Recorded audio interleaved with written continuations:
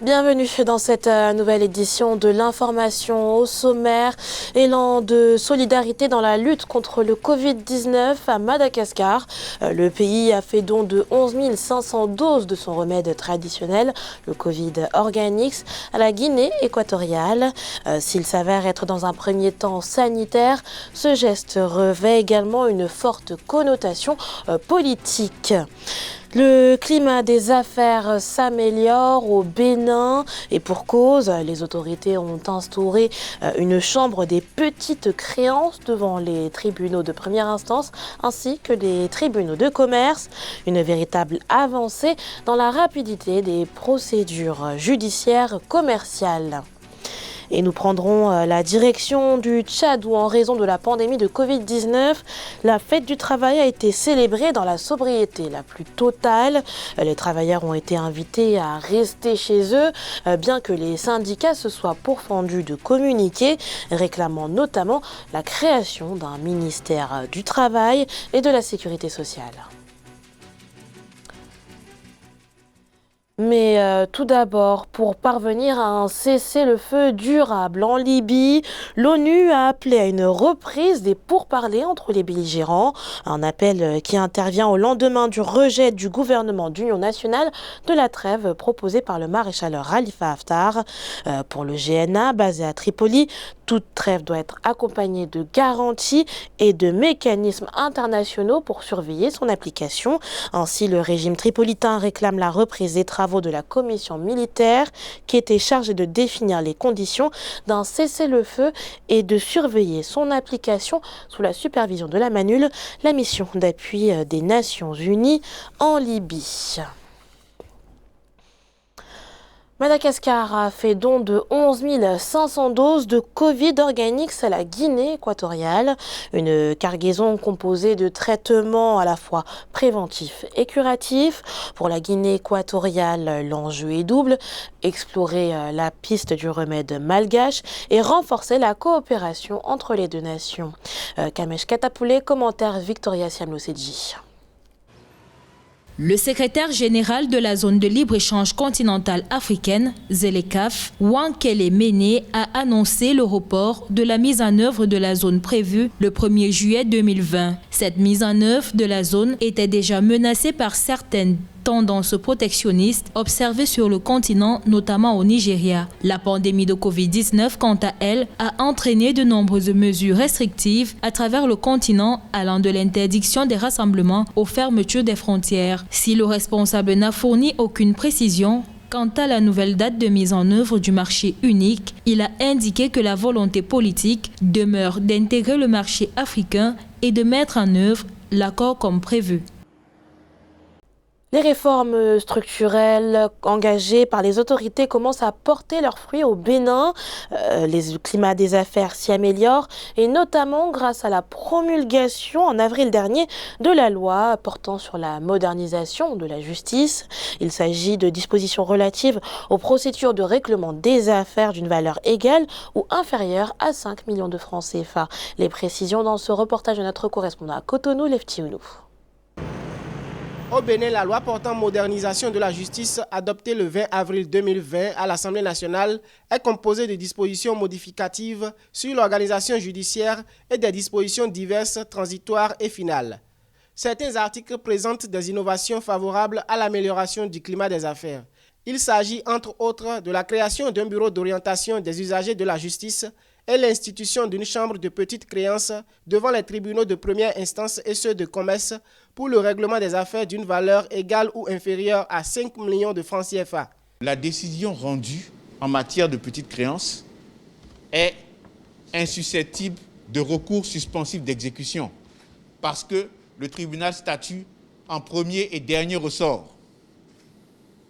Mieux, la constitution d'avocat n'est pas obligatoire et la preuve est libre. Et comme je vous l'ai dit, cette procédure ne coûte quasiment rien.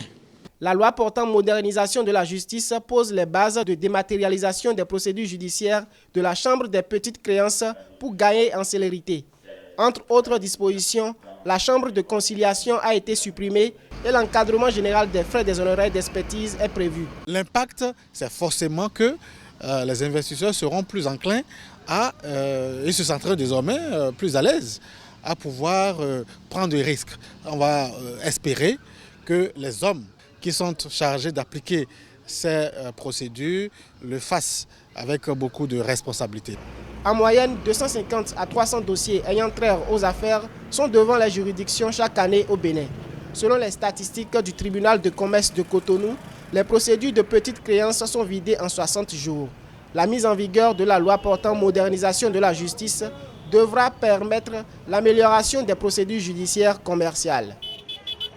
Si l'impact négatif du Covid-19 se fait déjà ressentir sur les économies mondiales, au Kenya, la pandémie représente une véritable aubaine pour l'opérateur téléphonique Safaricom. Avec les mesures de confinement liées à la lutte contre la pandémie, la consommation des données data et le mobile money explose, ce qui a permis à l'opérateur de terminer son année financière au vert le 31 mars dernier. Grazela Tchakounte, commentaire à Issatou Mandabari.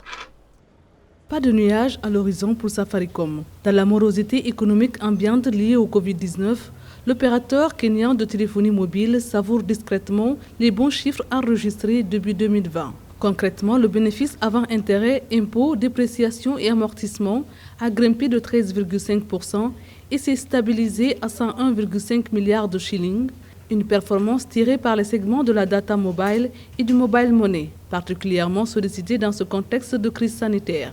La pandémie de Covid-19 représente une opportunité pour Safaricom de tirer parti de ses capacités numériques et de donner pour soutenir les clients et la communauté pendant cette période difficile et tout au long du processus de récupération. Nous nous concentrerons sur le développement d'une gamme de produits et services numériques qui apporteront des solutions durables aux défis dans des secteurs tels que l'agriculture, la santé, l'éducation et les services essentiels. Ces bons résultats n'ont pas été sans prise de risque. Safaricom a lancé en octobre 2019 une offre voix et data illimitée qui représente actuellement 40% des revenus du segment et l'entreprise ne compte pas s'arrêter en si bon chemin. Un partenariat est annoncé avec Google pour renforcer la pénétration du mobile au Kenya. Alors, ce qu'on dira de Safaricom, c'est que c'est une entreprise qui a su très rapidement s'adapter à l'évolution et aux attentes de ses clients.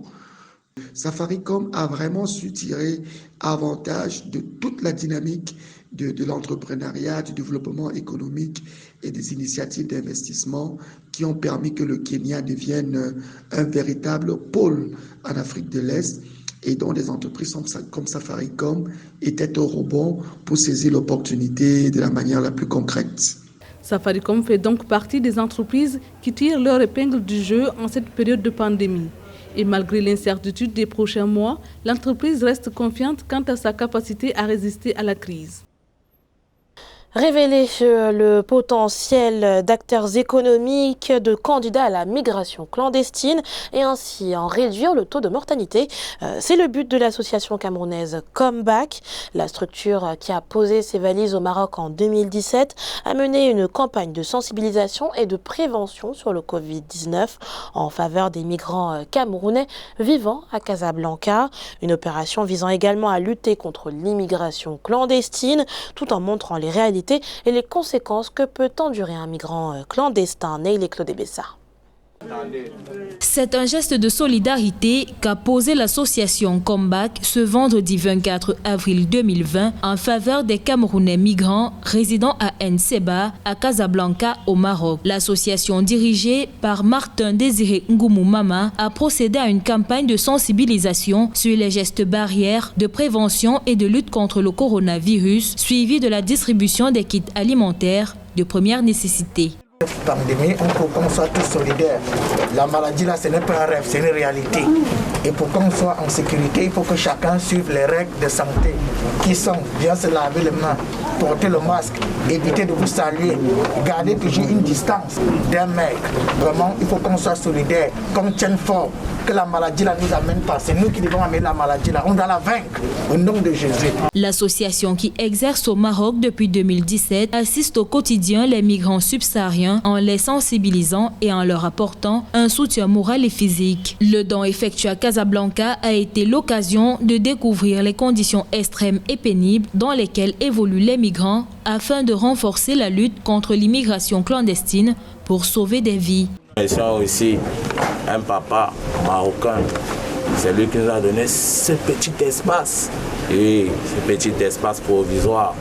Et grâce à 3-4 de nos frères qui vivent dans les situations précaires.